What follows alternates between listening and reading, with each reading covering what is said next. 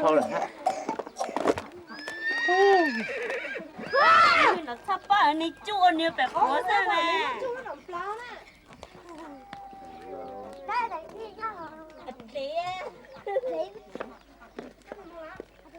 Trời, thôi thôi ha. Thế cái này mới ít năm được quá.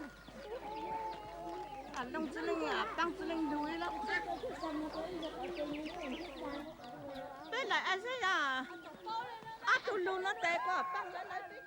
The Meo used to be Aborigines in North and Central China, but over the last 3,000 years they've been forced to migrate southwards to avoid suppression and to preserve their own way of life. Today they live in villages scattered over the mountains of southern China and Southeast Asia. There are 250,000 Meo, or Hmong as they call themselves, now living in the Kingdom of Laos. In relation to their numbers, these hill tribesmen have suffered greater losses through war than any other group of people in Indochina.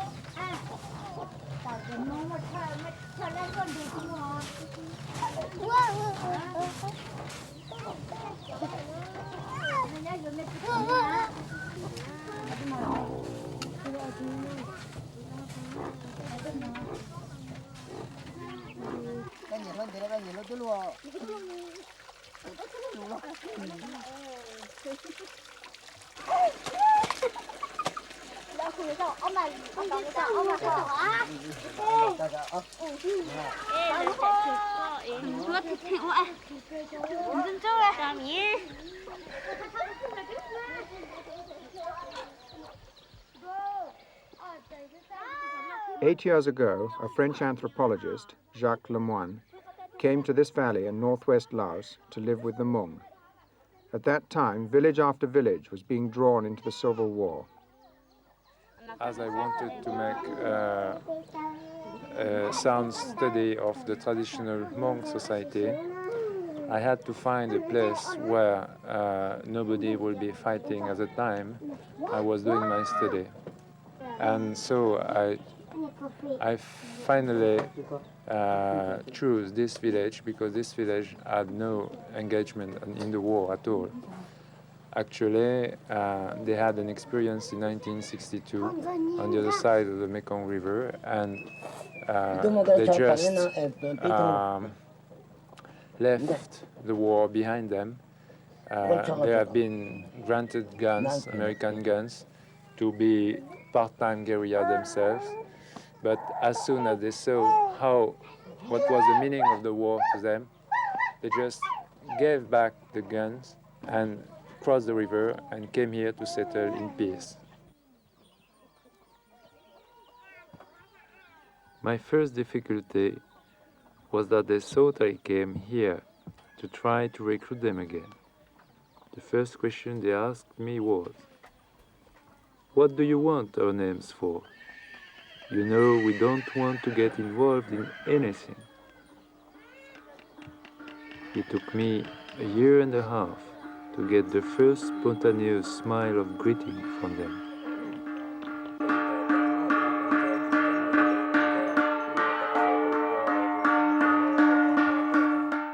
Jacques Lemoine's closest friend in the village is Chu Yao, one of the village elders and the valley's most successful shaman.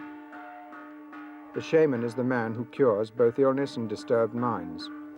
On this occasion, he's trying to placate the evil spirits which are giving Senkao, his son, bad dreams. Senkao dreamt that the river rose, flooded, and drowned his children. Chuyao is calling his troop of auxiliary spirits to assemble at his altar to help drive away the nightmares.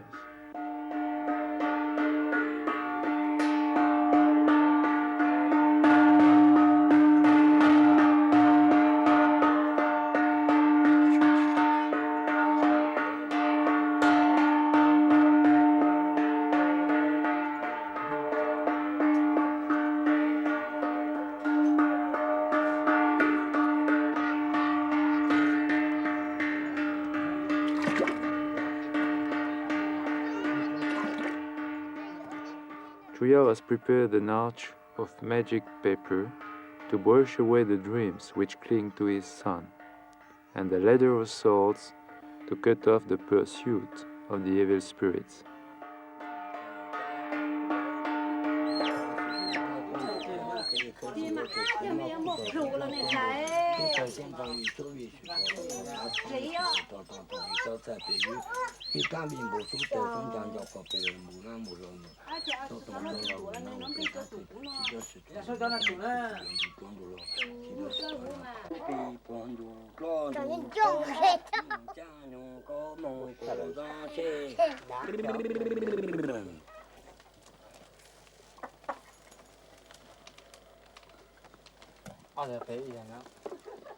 When a disease is not attributed to the spirits, the monks seek the aid of drugs, Western or traditional.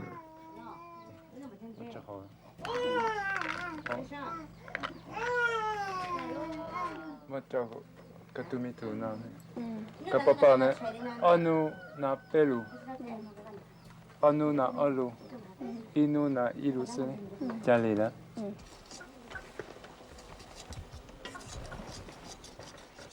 One of the traditional drugs is opium. It's not only a medicine for the monk, they smoke it for pleasure. It's also an important way of making money with the lowlanders. Once a week, about, Chuyao refines a small amount of raw opium for the household's consumption and for entertaining friends.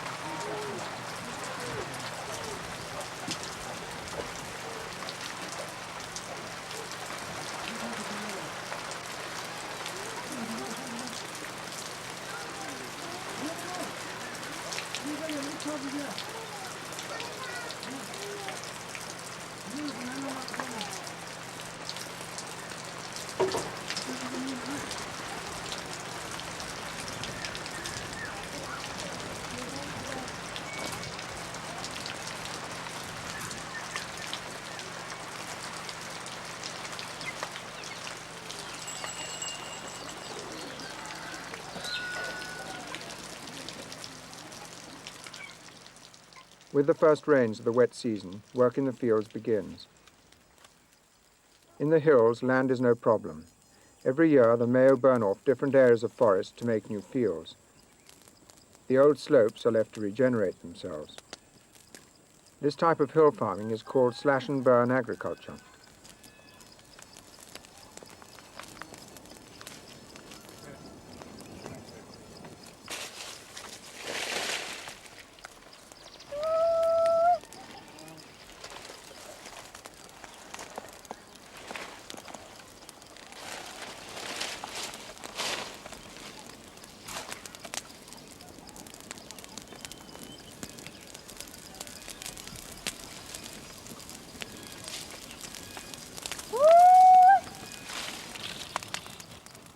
Mbla, Chuyao's elder wife, calls for the wind to help burn the last few piles of brushwood.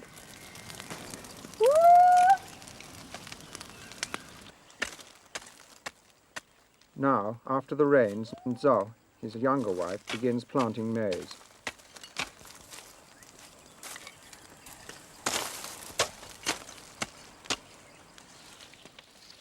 A man can have more than one wife, and the woman always goes to live in her father-in-law's house. The ideal is to form a large extended family living under one roof. The more hands there are, the larger the area of land they can cultivate.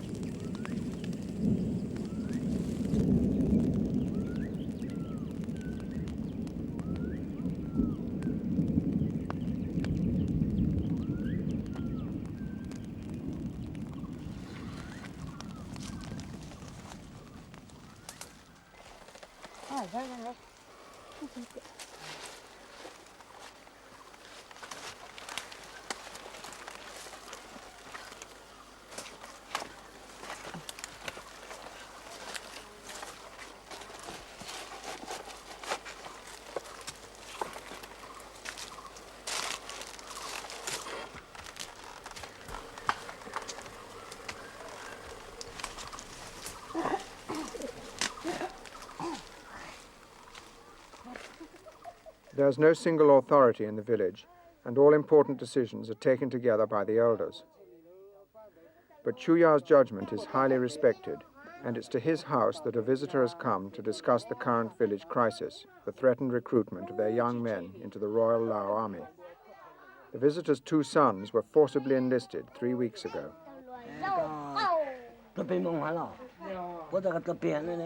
Did you manage to get your 2 sons released?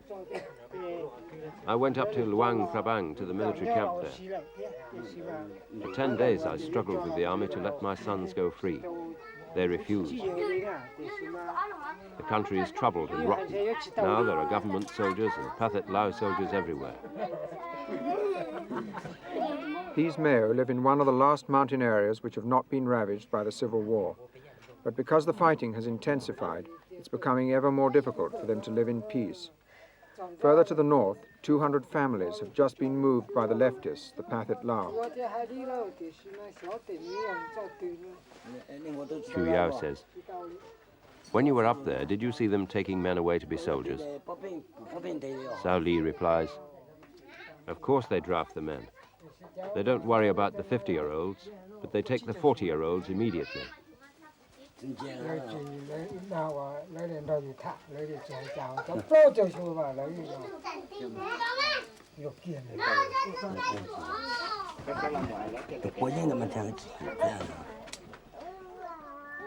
the past, the villagers have been able to avert threats to their own neutrality. The elders have shown great diplomacy in making soldiers from both sides aware that they are not welcome in the valley. Now, for the first time, they face the menace of conscription. In the present emergency, Chu Yao toys with the idea of telling the Royal Lao authorities that all his men are opium addicts and unable to fight. If the demands for their men persist, how much longer can these villagers avoid being caught up in the war?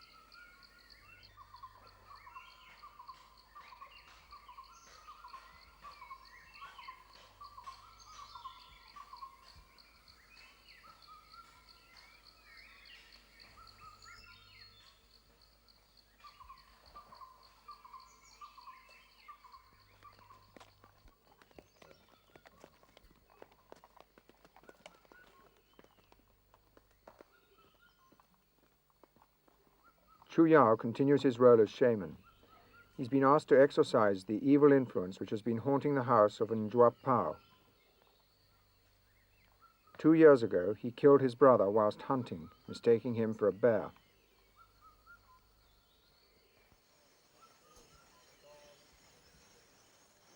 Chuya is calling the souls. Each person has many souls. The most important being the growing bamboo, the running bull, the reindeer, the shadow and iron souls. The departure of any one of these can bring disease or death. When he sings "The souls have arrived," he casts his magic net of iron and checks with the buffalo horns that they have been caught.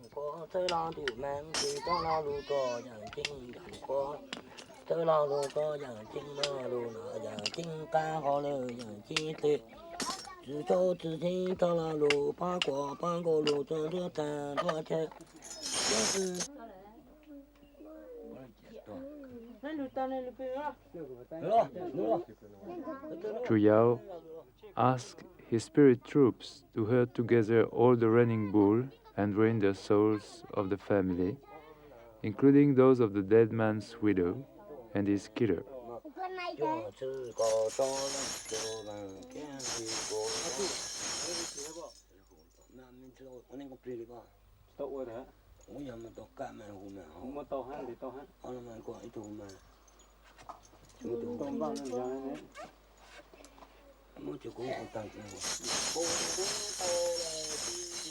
He builds a magic corral around them by borrowing the living soul of a sacrificed pig.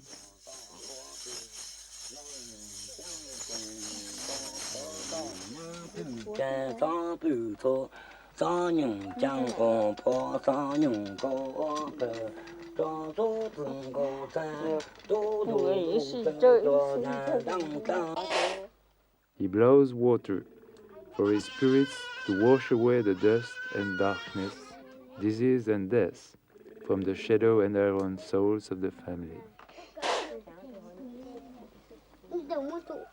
The soul of the pig will be released at the end of the year, and Chuyao provides it with paper spirit money for its expenses.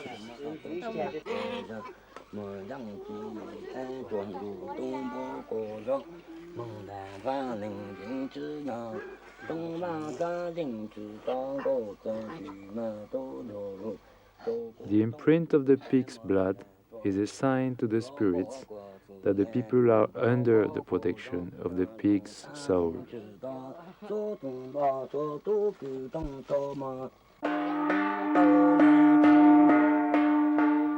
Another pig will be sacrificed to shelter the killer under an umbrella of iron and copper.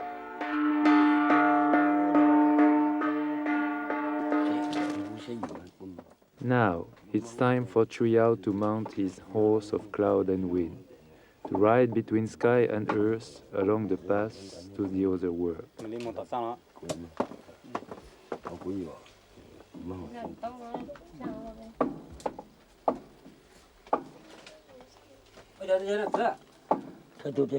He gives the final instructions to his assistants before his departure.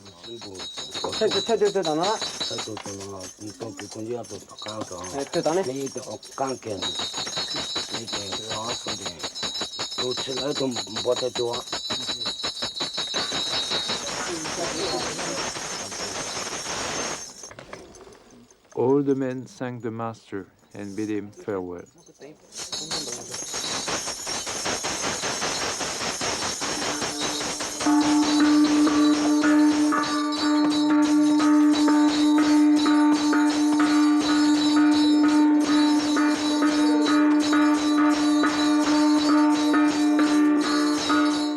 As he rides off, he summons his troops to follow, calling every spirit by name.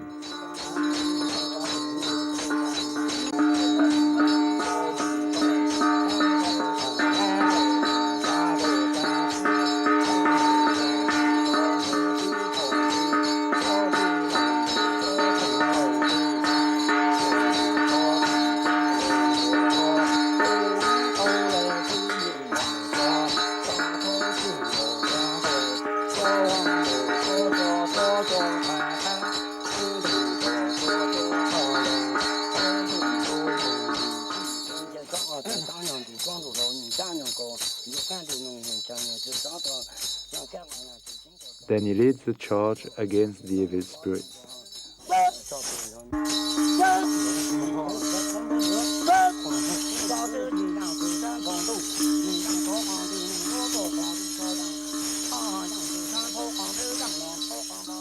they will be taken away by a sacrificed goat awaiting them at the doorway. With his large shamanic sword, he cuts the evil spirits to pieces.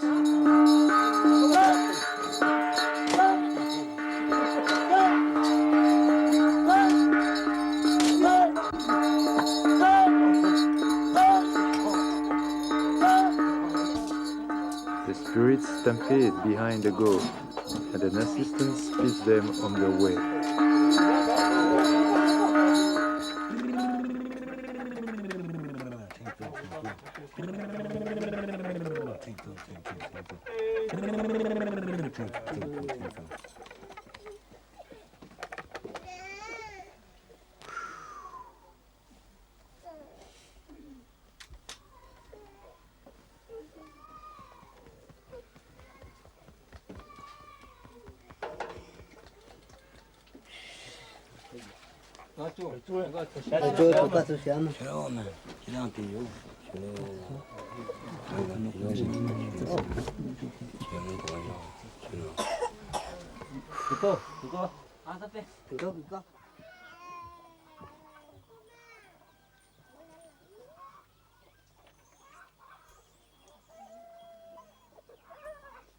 By now, the danger of conscription has become a major issue throughout the valley. An envoy from another village tells Chuyao the feelings of his clansmen. I asked old Nyob what he would think if the Royal Army took his sons away to be soldiers. He said that if he knew his sons were going to be drafted, they would all leave the country immediately. It seems in our village there are 7 boys who are eligible to be drafted, amongst them Chao, my son. I must go and find out tomorrow.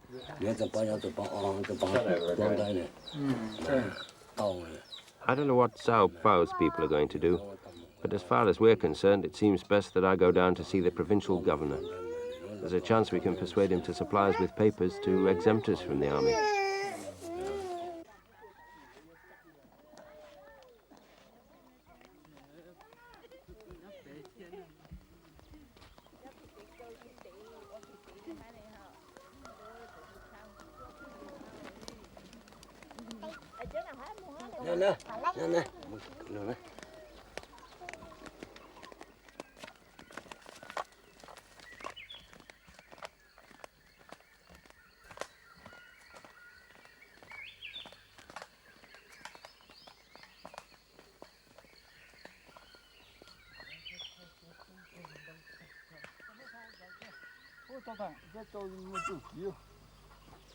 While Chuyao was away, the villagers were planting rice together. But in view of the mounting uncertainty, some of them were wondering whether it was worth the effort. Would they still be in their valley for the harvest?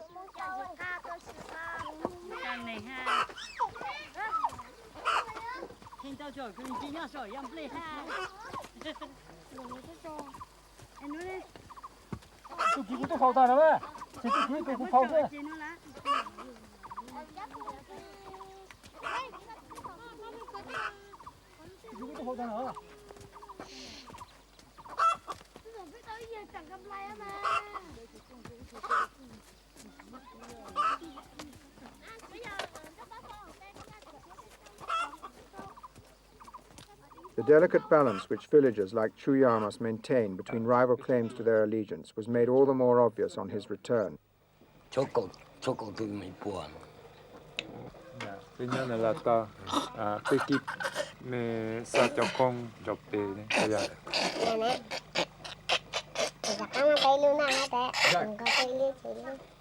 Can you tell us roughly what Chuyao is talking about? Well, we heard just right now that on the very morning, 90 Vietnamese soldiers came to the village down the river. But he said that they will not move on daytime, and they will wait until sunset to send some messengers here to visit him. What chance, Jacques, do you think that the Hmong in this valley now have of remaining at peace? It depends of their ability to cope with either the rightist soldiers who want them to be regular soldiers of the Laotian army, a thing that they can't afford because they won't be able to defend themselves against the Vietnamese, and the last event seems to tell the same thing, because when you have 90 Vietnamese soldiers, well-trained Vietnamese soldiers in your valley, I don't see how poor villagers could fight them. So if they can handle the situation, it means to comply with Vietnamese needs for a short time and have them go away from their valley, they might stay at peace. If, for instance, the Lao Royal Army will know about it, they will send at once T-28 to bomb the area.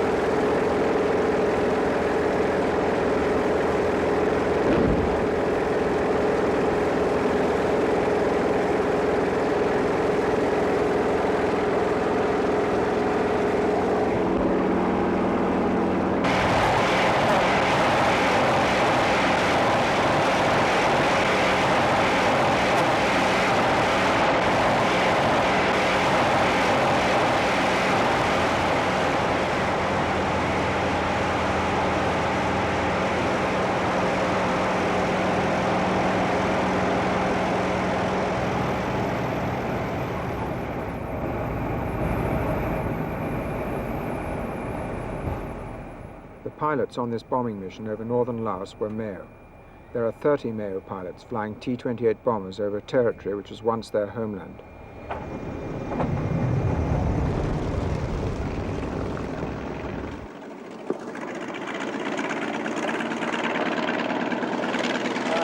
Captain, how many missions have you flown? Say again. How many missions have you flown? Total. Yes. Oh, I fly maybe now 3,200 missions. And you are a male pilot? Yeah, I am. Who are the enemy? What nationality? I don't know. Maybe the North Vietnamese. Enemy, Vietnam or the Laos. What are the main targets which you go to bomb? I don't know, sir. Maybe I follow leader only. Follow the leader. Yeah. But you must know what you are bombing, no? I must know they are enemy. And we go to bomb enemy. But I don't know. But do you know who the enemy are?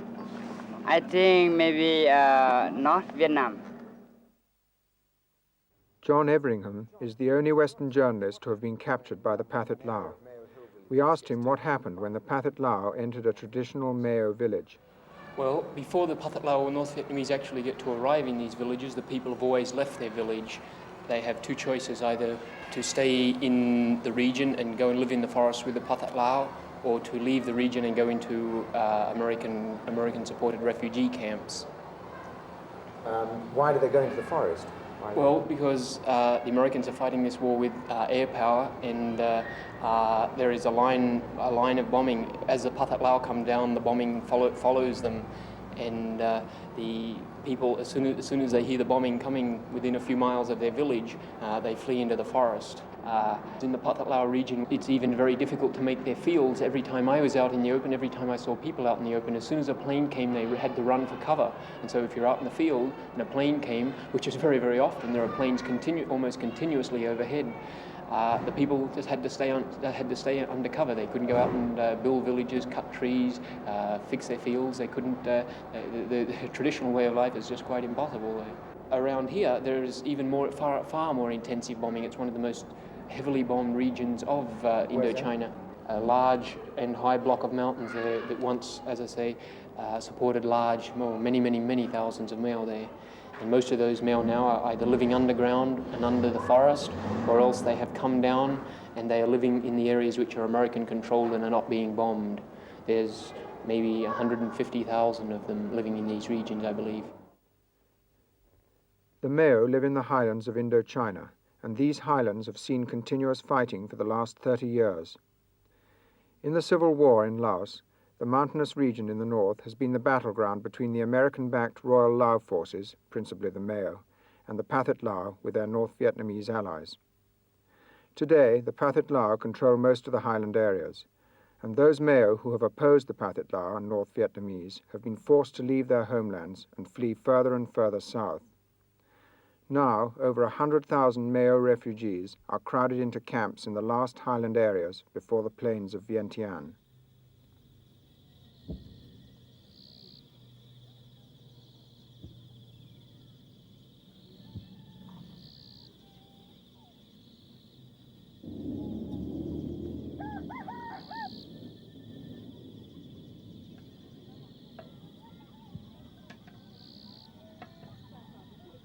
"5,000 Meo live in the refugee camp at Phu Pai Mai.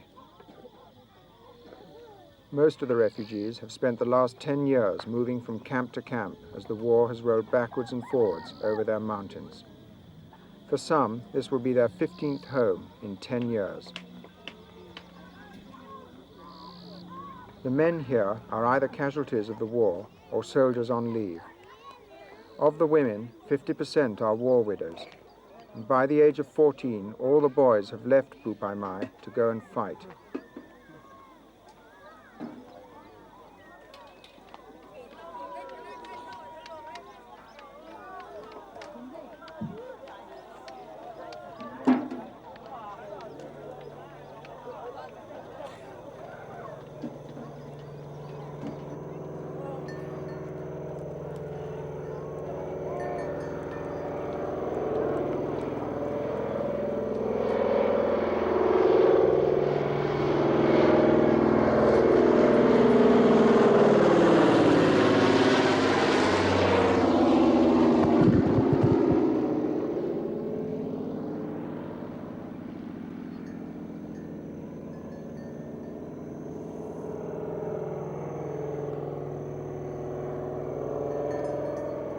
"447, 447, are you dropping rice or cornmeal? Over."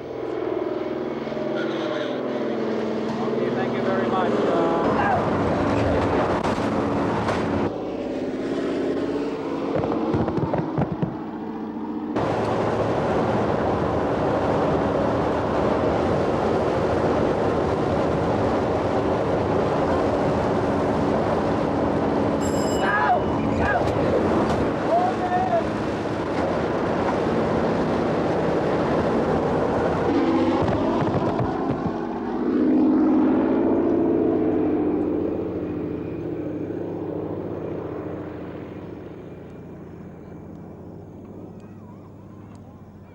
You don't see many animals in Phu Pai Mai.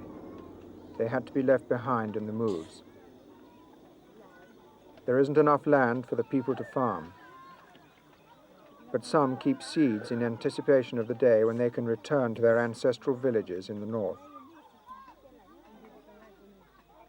When the battlefront moved southward earlier this year, Njuan Zai and his fellow villagers became refugees.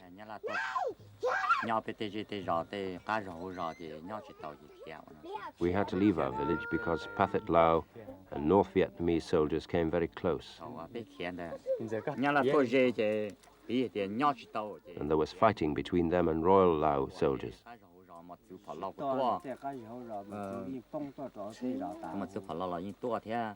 Bombs exploded in our fields, and shells fell on our houses.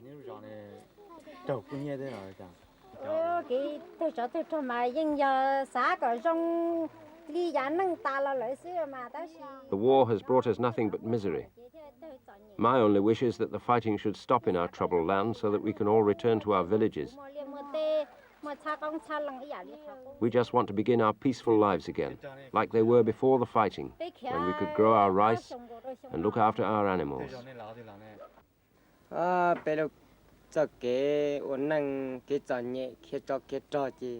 We've had to move home 10 times because of the fighting.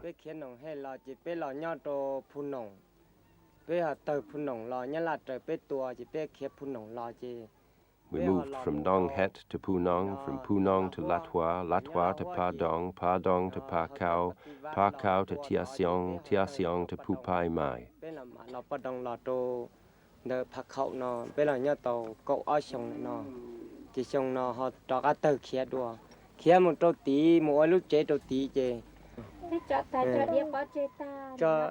We've lost everything. We could bring nothing with us. Everything you see here has been given to us. Taiva was wounded in 1960.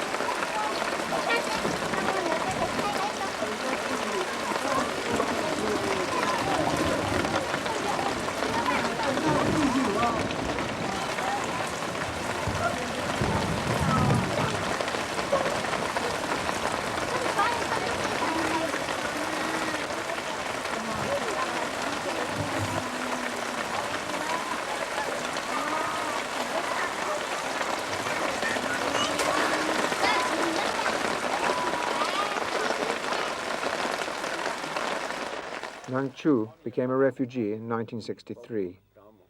He's lost his 5 brothers in the fighting, and his 2 wives died of malnutrition as they fled southwards through the mountains. I was born in Sieng Quang. I had to leave there many years ago. My parents are buried there, and it's in Sieng Quang that I want to die.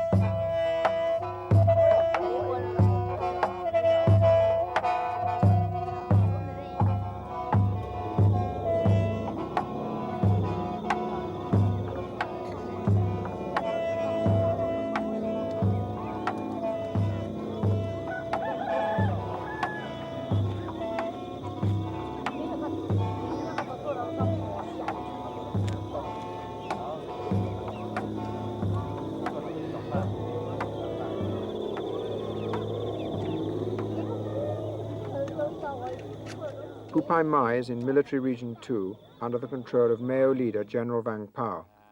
12 years ago, he was chosen by the Americans to assemble a Mao guerrilla army. This army of hill tribesmen has taken the brunt of the fighting in the Civil War.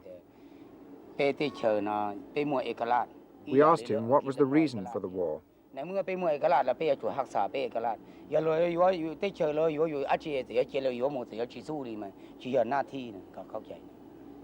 The general is saying that we have a territorial boundary and also our independence, just like your country. And when another country is trying to invade your country, this is the responsibility of all our people to fight and hold our independence and our territorial boundary. We then asked General Vang Pao how much longer he thought the Mao could go on fighting, since they'd already lost half their men. This is, according to General Vang Pao, this is not important, the question of for how long. When somebody is trying to chase you out from your land or to invade your country, even when it's necessary for you to fight to the last man.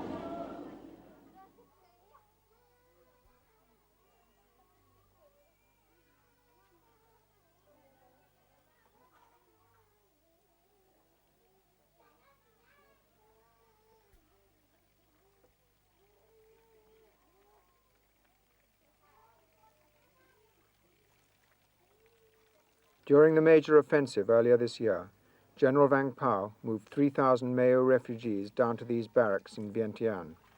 There were no more hills for them to go to.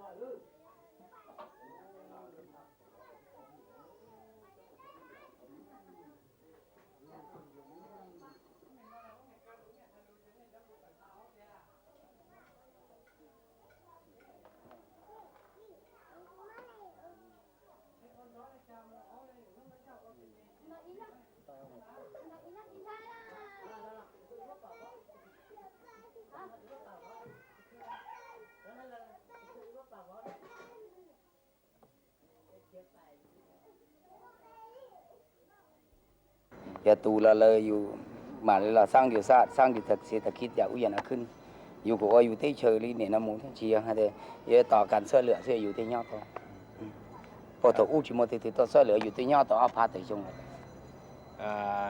He hopes that peace will come to our country one day, and then from then on we can rebuild our economy and our nation.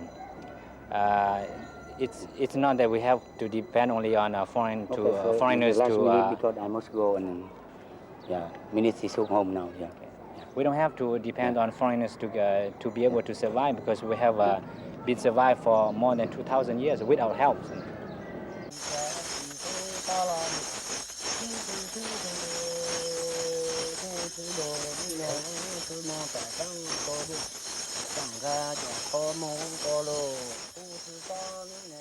Rise up, old souls. Rise up and come back.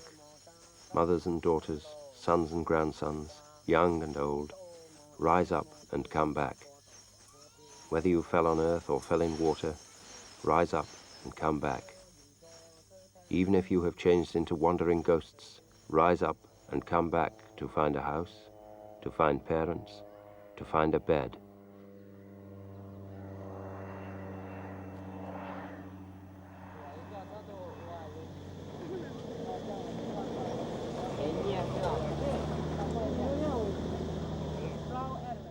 Ban Son was once a peaceful village in the hills 70 miles north of Vientiane. But 2 years ago, Site 272, as it's now called, became the new center of operations for the war. At 7:30 every morning, the Americans arrive, commuting from Vientiane.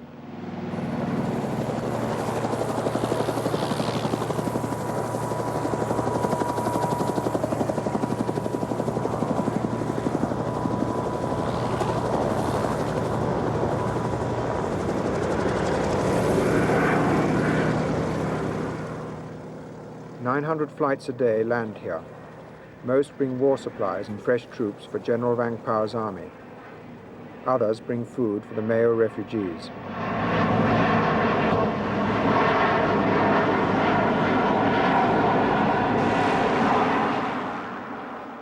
For the Mao, Ban Son is a crossroads. The refugees wait here in the hope of a lift back to their villages.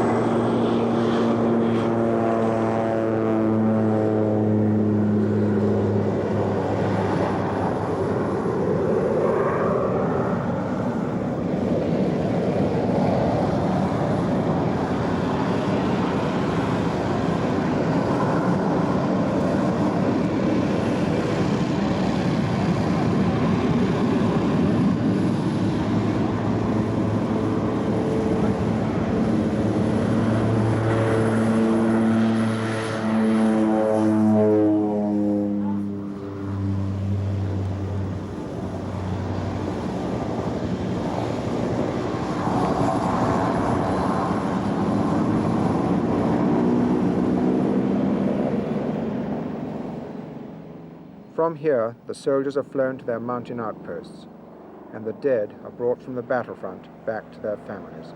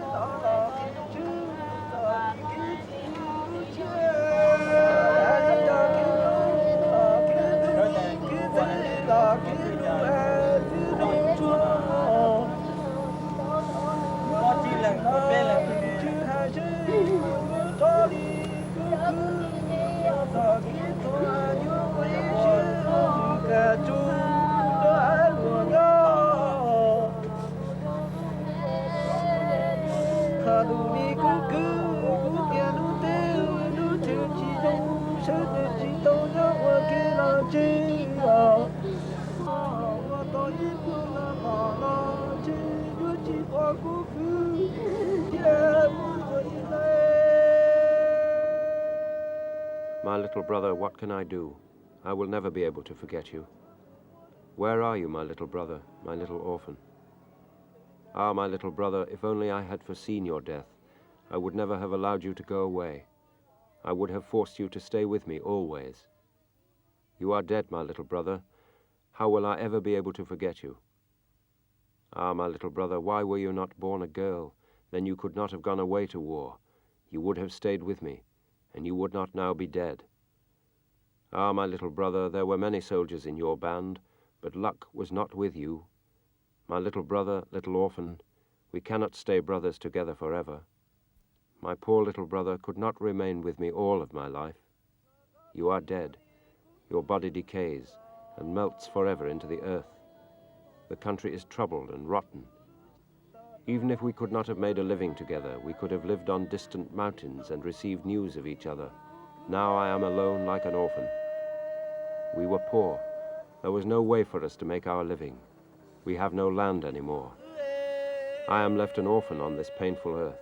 I have no younger brother to come and help me when I am in need. Our soldiers are only a barrier. We are a fence to protect people of other races. Fighting has overrun the country.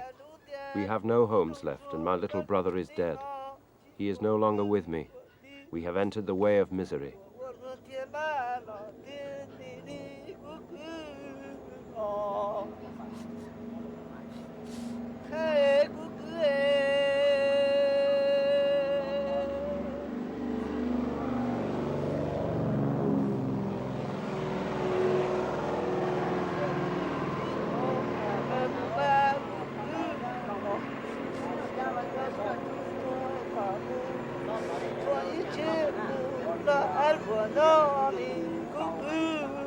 Oh